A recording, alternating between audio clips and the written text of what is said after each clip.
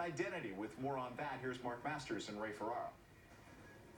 Ray, you and Darren Dreger recently interviewed head coach Mike Babcock on the Ray and Dregs podcast. We don't often hear the coach interviewed in that sort of format. What stood out to you?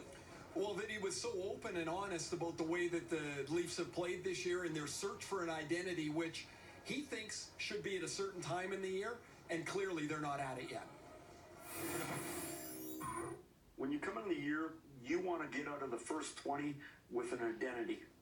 So, and it's not last year's identity, because that doesn't happen. It's reinventing yourself so you know what you are. So in other words, when you say to the players, let's do what we do, they know what that is. So I would say after 14 games, we don't know what that is yet. So Ray, what should the Leafs' identity be?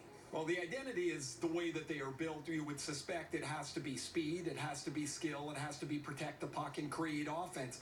Clearly, they're not there. I mean, this has been a mixed bag of games for the Leafs in the first part of the season, and Babcock touched on how predictable it was going to be with a whole changeover of players. They've also got a new coaching staff, so there's some new ideas that come along with those new coaches. They've had the injuries to Hyman and Tavares and Dermott.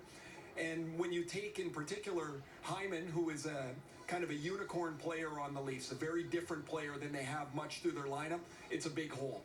They said 20 games. Babcock said 20 games. You'd like to get to your identity. Well, you're rolling up on 20 pretty quick. Today, Babcock said Hyman is knocking on the door, so it sounds like his return will be sooner than later. All right, thanks, guys. Lots of